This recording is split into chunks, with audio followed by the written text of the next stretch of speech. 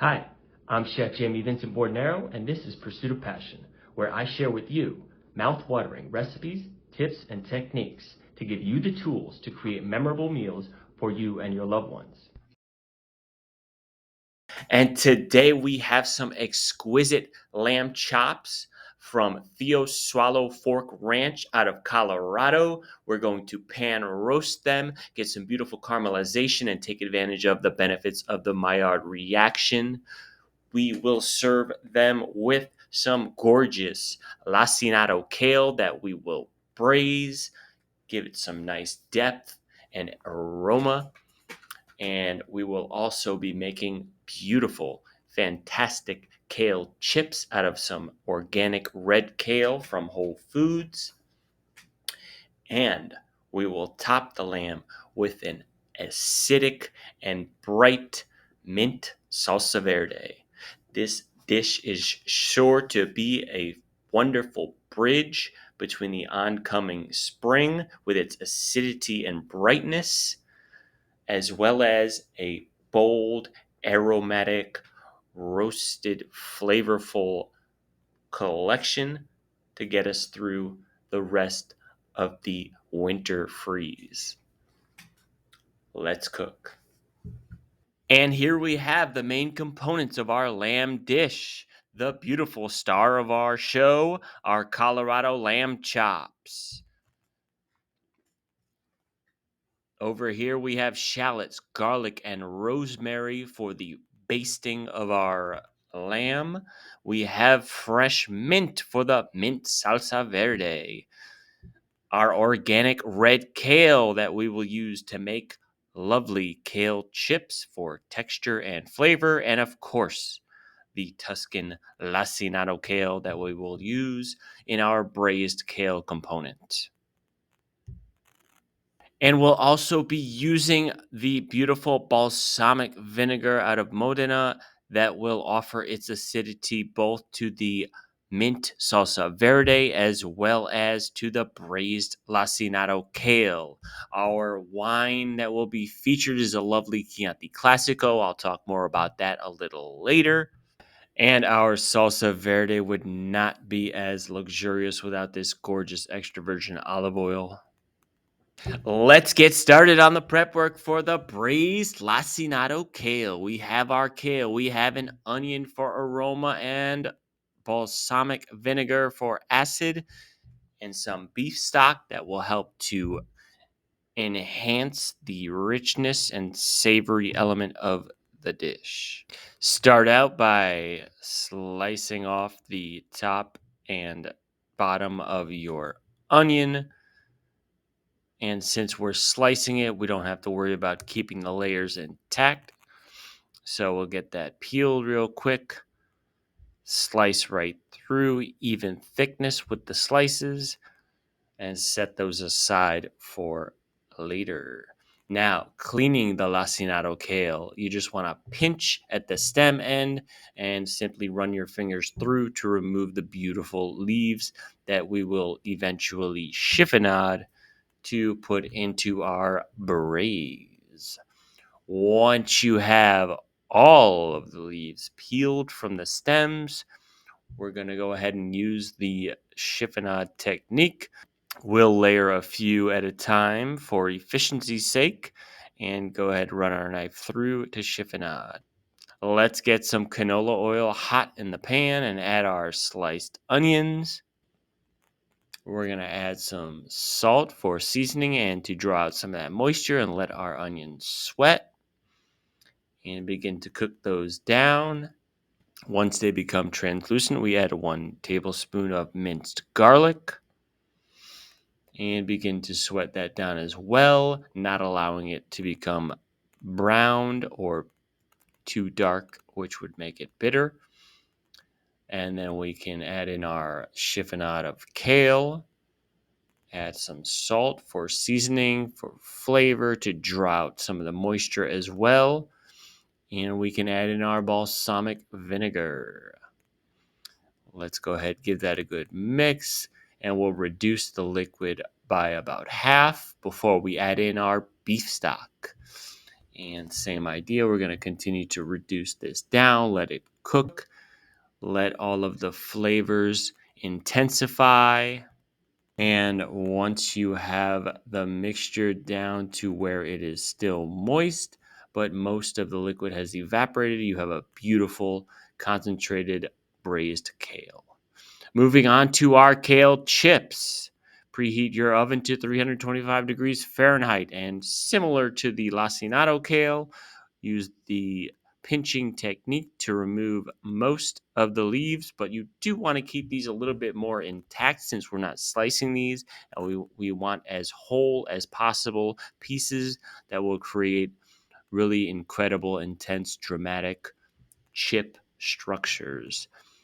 Once you have them all separated, drizzle a little extra virgin olive oil, add some kosher salt, and bake in the oven for about 7 minutes. Our mint salsa verde. Let's get going. Go ahead and take your garlic, top and tail that garlic, get them peeled. Once you have your garlic peeled, go ahead and run your paring knife through to make a small dice, and then eventually when that's all done, you're going to take your chef's knife and run through to create a beautiful mince. We don't want too many large chunks of garlic in there. It would be quite unpleasant to bite into. In addition to garlic, we have a shallot as our aromatic component. It's a little bit more delicate and subtle than a white onion and will work perfectly in this salsa verde. So again, same idea. Peel your shallot and go ahead and dice it just like you would an onion, except we're going to go very fine with this and use a mince technique. Again, we don't want large pieces of onion or garlic because we are not cooking this mixture. It will be served raw as salsa verde is traditionally done. Now that we have our garlic and shallots all minced and ready to go, we're going to separate our mint from the stems and do a fine chiffonade and ultimately mince the mint. Now we have all our components chopped, minced, chiffonaded, and ready to go. Let's go ahead and add 1 tablespoon of our minced garlic, along with an equal amount of minced shallot. Season with a little kosher salt, and then add in our chopped mint. And we'll drizzle in about a 1/4 cup of balsamic vinegar. Again, layer the seasoning with more kosher salt. Give it a thorough mix. And here's where we create our sauce, similar to the style of a vinaigrette. We're going to grab the extra virgin olive oil and begin to drizzle it in while mixing. This won't create a permanent emulsion, but with all the solid components, it will create a beautiful mixture that will have a lovely balance to it. And let's give it a taste. Make sure everything's in balance and harmony. Needs a little bit of salt, and that will help to bring out the acid component to ensure that everything is perfect. Our wine pairing for this wonderful lamb dish is a Tenuta di Ranieri Chianti Classico Reserva from 2017. It has the DOCG distinction, which guarantees fantastic quality. It is 100% Sangiovese grape. It has some anise and cherry notes, and it will stand up beautifully to our lamb dish without overpowering.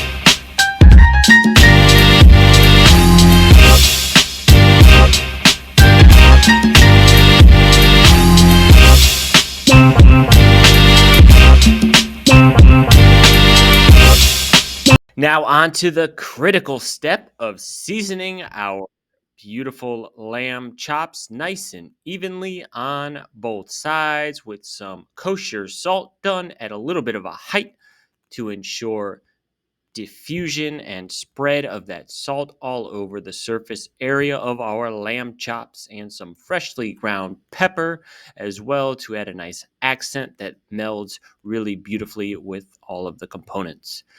We're going to have a saute pan. Let's get it on medium high heat. And we're going to go ahead and add about a quarter cup of canola oil, which has a nice high smoke point because we need a high temperature to properly sear our lamb chops. And we make sure our lamb chops are nice and dry so that we don't have any splattering from the water. And let's go ahead and place them very carefully in the hot pan, making sure that the full surface area of each side of the lamb chop is pressed against the oil so that we have even caramelization and browning. And we're just going to get each side to a nice deep golden brown, which will allow for maximum flavor development.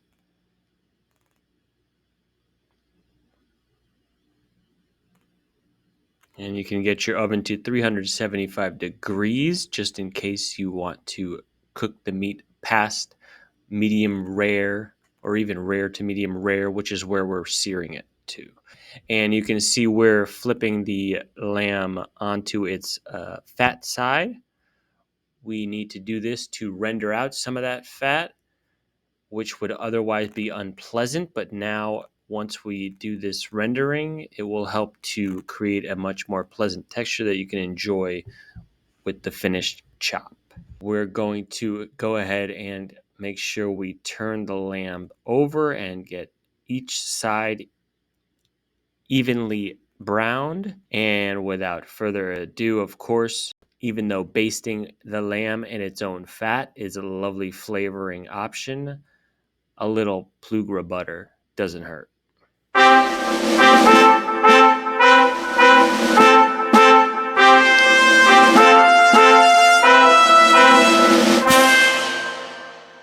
Finish basting your lamb with that butter and lamb mixture infused with the rosemary. And we'll keep it at about a rare to medium rare temperature on the inside. And you have the option absolutely to remove that rosemary and use it as a base to elevate the lamb chops if you choose to place it into the oven if you would like it more cooked, which is perfectly fine. Otherwise, if you just simply let them rest this way, you can enjoy your lamb at about a rare to medium rare temperature. As far as the plate up goes, as I always say, it's certainly up to you. I think it's a great idea to put the braised kale as a base so that when the lamb goes right on top, those meat juices drip into it and give it even more depth, richness, and fantastic flavor.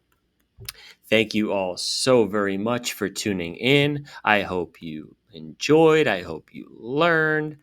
And I hope I can encourage you to cook something really wonderful for you and your loved ones. Thank you for the support. And if you haven't already, please subscribe to my channel, Pursuit of Passion.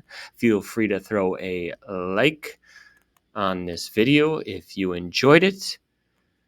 Thank you all so much. And as always, please be well on your pursuit of passion. Cheers.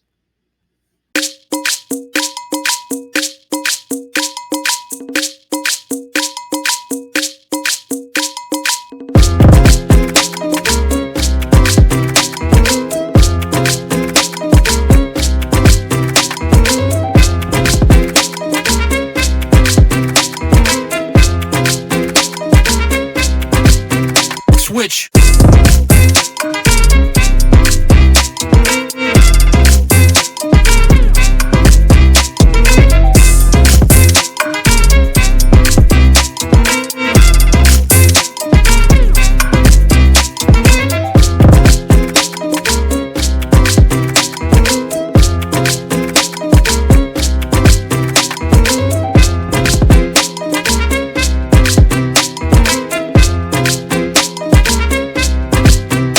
switch.